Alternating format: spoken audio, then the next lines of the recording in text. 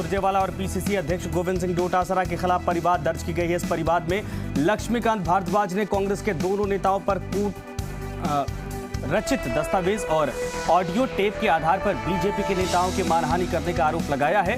भारद्वाज ने इस मामले में लोकेश शर्मा के खिलाफ भी कथित ऑडियो टेप को सोशल मीडिया पर वायरल करने का आरोप लगाया। लक्ष्मीकांत भारद्वाज ने अशोकनगर थाने में परिवाद देते हुए समस्त रिकॉर्डिंग उपकरण जब्त करने और आगे किसी भी तरह का भ्रामक प्रचार करने से रुकवाने की मांग की है। भारद्वाज ने इस मामले में पुलिस से मुकदमा दर्ज कर सख्त कार्रवाई करने की मांग की है। इस वक्त ये बड़ी खबर सामने आ रही है। आपको बता दें कि ऑडियो वायरल का ये पूरा मामला है और साफ तौर पर इस वक्त बड़ी खबर सामने आ रही है, जहां पर थाने पहुंच चुका है भारतीय जनता पार्टी का दल। विधायक खरीद फरोख्त ऑडियो वायरल का ये पूरा मामला।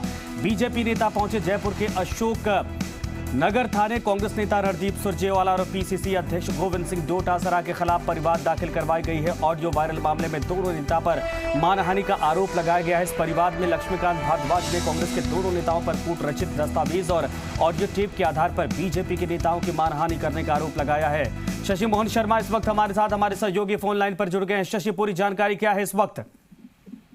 देखिए, जिस तरीके से कल जो ऑडियो सोशल मीडिया पर वायरल हुए थे, उसमें आज सुबह रणदीप सुरजेवाला, गोविंद सिंह डोटासरा, चेतन डूडी ने आकर के प्रेस के सामने बातचीत भी की थी और बीजेपी के नेताओं का नाम लेते हुए आरोप भी लगाए थे।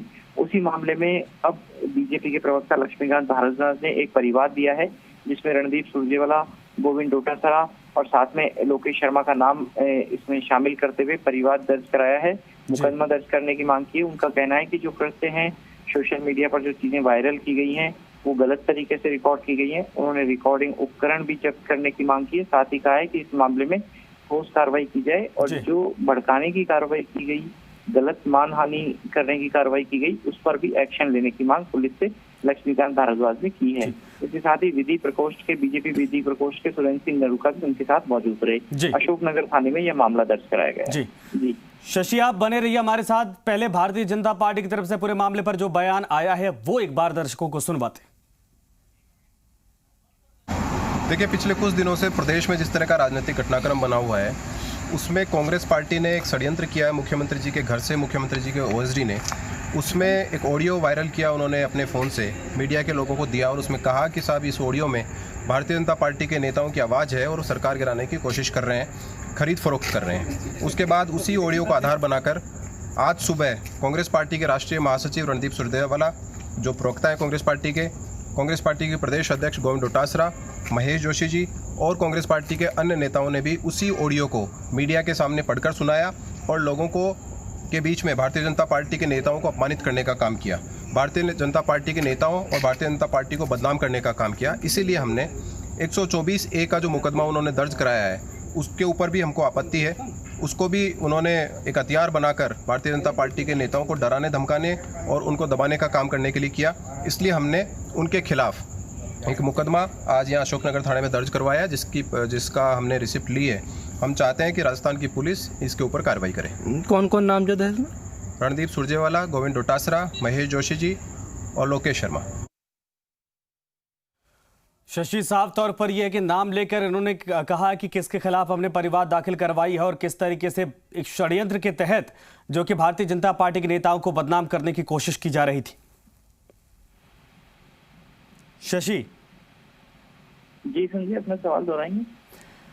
लक्ष्मीकांत भारद्वाज ने आरोप लगाते हुए एक परिवाद दाखिल करवाई है और जो आप बता रहे थे उसी में उन्होंने नाम लेकर बकायदा कहा है कि तमाम षड्यंत्र के तहत बीजेपी के नेताओं को और बीजेपी को जानबूझकर सरकार बदनाम कर रही है।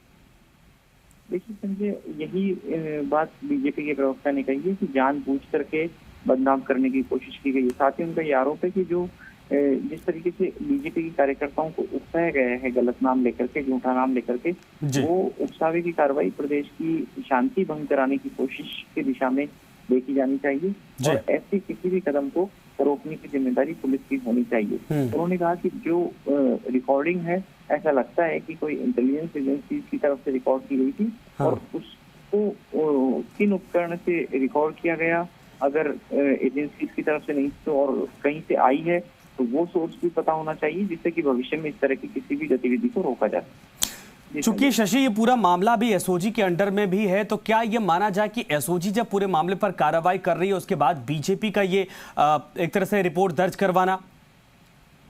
देखिए संजय, राजनीति में पैंतरेबाजी एक महत्वपूर्ण पहलू होता है जो सभी लोग आजमाने की कोशिश करते हैं अपनी बात को साबित करने के लिए, अपने पक्ष को मजबूत करने के लिए। बीजेपी की तरफ से भी यही दिख रहा है। जब कांग्रेस की तरफ से सामने आकर के बीजेपी के नेताओं के ऊपर आरोप लगाए गए, गजेंद्र सिंह शेखावत का नाम लिया गया और ये कहा गया कि केंद्र सरकार की भूमिका इसमें दिख रही है, तो बीजेपी के लिए भी ऐसी सूरत में जरूरी बन गया था कि आखिर ये जो ऑडियो है वो आया कहाँ से, वो वायरल कैसे हुआ।